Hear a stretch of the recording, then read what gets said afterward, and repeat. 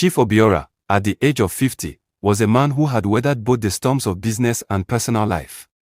His rise to prominence in Ogweshiuku had been marked by a blend of sharp intellect, an indomitable will, and an unyielding desire for control. With a sprawling estate, numerous investments, and a legacy of influence, he was considered a pillar of the community. People looked up to him, admired him, and some even feared him. But for all his power, Chief Obiora was not satisfied. His wealth, while impressive, had not brought him the one thing he truly desired, a family that adored and depended on him. His two previous marriages had ended in divorce, both women having eventually left him due to his controlling and manipulative nature. But that never deterred him. Chief believed he could win anyone over with the right charm, and this time, he was determined to build a home that would worship him, a home where he could finally be the unquestioned king. Ezin, a woman who had lived through the heartache of losing her husband, had long since given up on the idea of love. But life had dealt her a hand that seemed too good to be true. Chief Obiora, noticing her strength and resilience, courted her in the most lavish manner. He was kind to her, attentive, and showered her with gifts. Most importantly, he promised security, something Ezin had never known in the years since her husband's death. At first, their marriage seemed perfect. Chief treated Ezin with the reverence she deserved, and their life together in his grand home was one of luxury. But the question remained, was Ezin merely another conquest in Chief's long list of women, or was he truly in love with her? She hoped for the latter, but deep down, she feared she might only be a means to an end. As for Adeabi, Ezin's daughter from her late husband, the transition into Chief's home was both exciting and daunting. The house was massive, grander than anything she had ever imagined. At first, she was enamored by the wealth and beauty surrounding her. The ornate furniture, the expansive gardens, and the pristine marble floors in every room were like a dream. Chief had promised to give her everything she needed, and for a while, he did. But it was the little things that began to unsettle Adebi. Chief's attention, once seemingly harmless, started to feel different. At first, it was the compliment about her beauty. "You look just like your mother, Adebi," he would say with a smile that didn't quite reach his eyes. She had always been a confident girl, but now, she felt self-conscious every time Chief complimented her, as if his words were meant to make her uncomfortable. As the weeks went by, Adeabi began to notice the subtle shifts in Chief's behavior. The kind words were no longer innocent, they were loaded with something more sinister. He would call her into his office to talk about her schoolwork, but those conversations quickly turned to discussions about her body and the way she was growing into a young woman. "Such a beautiful girl you are, Adeabi," Chief would say. "You must know that beauty is something that should be cherished. Men will want to claim it. They will seek you out. But remember, you have to be careful who you give it to." Each time Chief spoke to her like this, Adeabi felt a knot twist in her stomach. She didn't understand the implications, but her instincts told her something was wrong. The kind touch on her arm, the lingering glances, the way he would stand a little too close to her, she wanted to scream, but the words never came. Soon, Chief's visits to Adeabi's room became a nightly occurrence. At first, it seemed harmless, he would bring her a drink or chat with her for a few minutes. But the frequency and the nature of these visits soon escalated. He started to come into her room uninvited, locking the door behind him. The excuses became more transparent. "I just wanted to check on you," he would say, "to make sure you're comfortable." His voice was soft, almost too soft. Adeabi was terrified but too afraid to tell anyone. She felt ashamed, as though somehow she was responsible for his behavior. She tried to tell herself that maybe it was just a misunderstanding, that she was overthinking it. But every time he left her room, a deep sense of dread would linger in the air. One night, when Chief entered her room, Adeabi found herself frozen in place, unable to move or speak. He sat on her bed beside her, his body too close for comfort.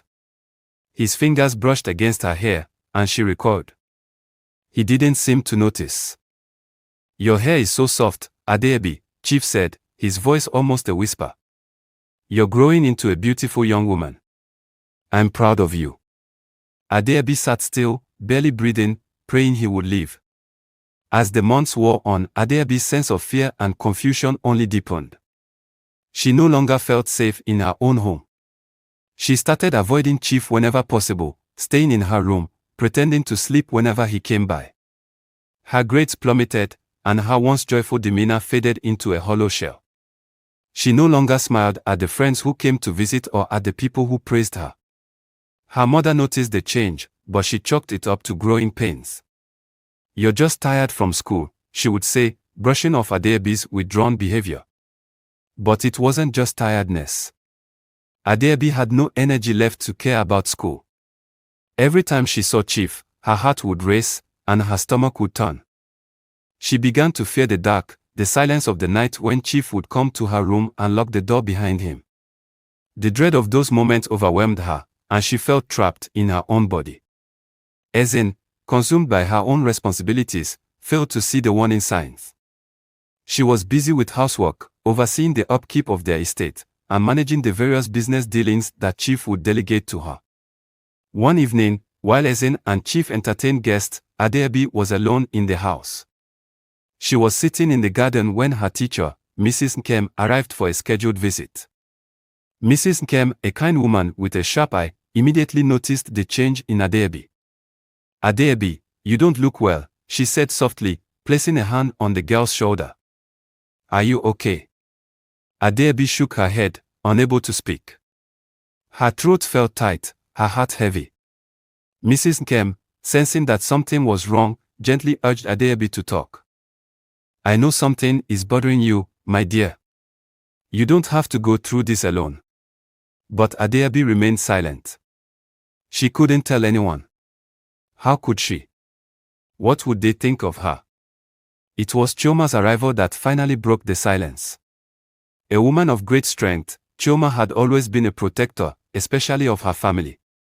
When she visited Ezin's home, she noticed immediately that something was off. Adeabi's eyes were dull, her posture slumped. The girl who had once been full of life was now a mere shadow of herself. "Ezin," Chioma said one afternoon, "I don't think Adeabi is okay." "Have you?" Ezin hesitated. "She's just going through a phase. You know how teenagers are." Chioma was not convinced. She spent the next few days closely observing Adeabi's interactions with Chief, and what she saw made her blood run cold. Late one evening, Chioma followed Chief as he made his way to Adeabi's room. She stood in the hallway, watching in horror as Chief quietly entered the room and closed the door behind him. With a pounding heart, Chioma knocked on the door.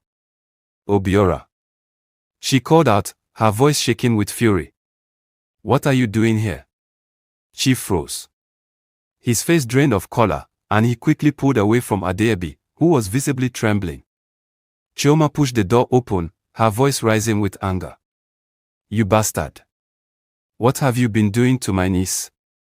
The truth came out in an instant, and the consequences were swift. Chief Obiora, caught in his deception, had no defense. His facade of benevolence crumbled before Ezin, who was now broken by the realization of what had been happening in her own home. Her guilt was palpable, but there was no time for self-pity. With Chioma's support, they immediately reported the abuse to the authorities. The town, once full of reverence for Chief, now turned against him. His arrest was swift, and the community, though shocked, rallied around Ezin and Adeabi. Adeabi's healing journey began with therapy, though it was a long and painful road. But slowly, with time and care, she regained her strength. The light that had been dimmed returned to her eyes. Her love of learning reignited, and she once again dreamed of becoming a teacher. Ezin, filled with regret, worked tirelessly to transform her pain into action. She began advocating for the protection of children in her community, organizing educational workshops for parents and teachers. This story teaches the importance of vigilance, open communication, and the responsibility of parents to create safe environments for their children. It highlights how easy it is for predators to manipulate situations, but also how powerful it can be when families and communities stand together to protect the vulnerable. Through their courage, Adeabi and Ezin showed that even the darkest situations can lead to healing, change, and a better future.